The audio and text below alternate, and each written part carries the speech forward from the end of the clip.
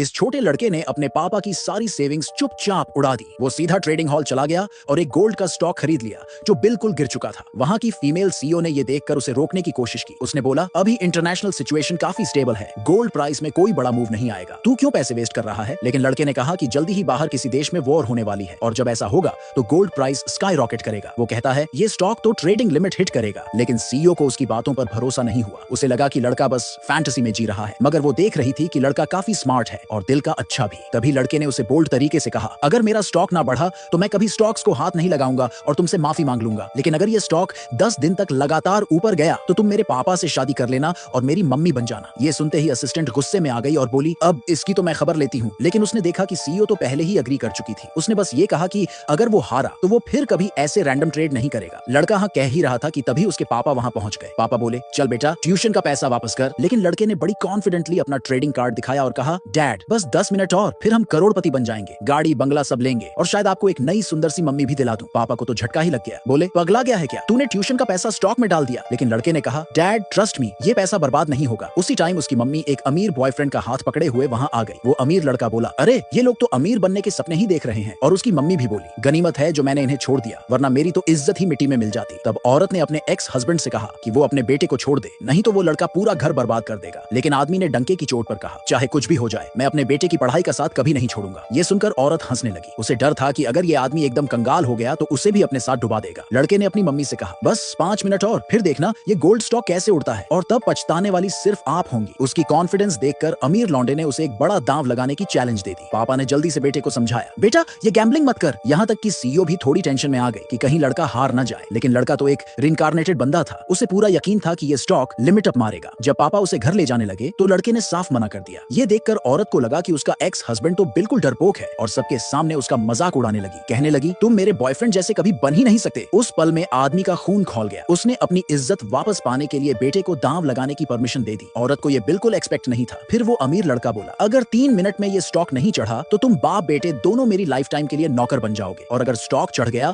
तो मैं और तेरी मम्मी दोनों तुम्हारे सामने घुटनों पर बैठकर माफी मांगेंगे और फिर कभी तुम्हारे सामने नहीं आएंगे। पापा ने देखा कि बेटा कितना कॉन्फिडेंट है तो अब पीछे हटने का कोई ऑप्शन नहीं बचा। सीईओ पहले तो लड़के की मदद करना चाहती थी, पर अब वो खुद अपने फैमिली बिजनेस के लिए अच्छा मैनेजर ढूंढ रही थी। इसलिए वो अपने असिस्टेंट के साथ वहां से निकल गई। धीरे धीरे 2.5 मिनट निकल गए। अमीर लड़के को लगा कि उसकी जीत पक्की है। उसने पापा से कहा, अब तो घुटनों पर आजा और माफी मांग, तेरे बेटे को मैं छोड़ दूंगा। पापा सोचने लगा, काश बेटा पढ़ाई पर फोकस करता तो शायद ये सब ना होता। और जैसे ही वो घुटनों पर बैठने ही वाला था, उसी वक्त ठीक 3 मिनट पर ट्रेडिंग हॉल से अनाउंसमेंट हुई, स्टॉक सर्ज कर गया है। पूरा हॉल सन्न रह गया। किसी ने नहीं सोचा था कि छोटा लड़का वाकई ये बाजी जीत जाएगा।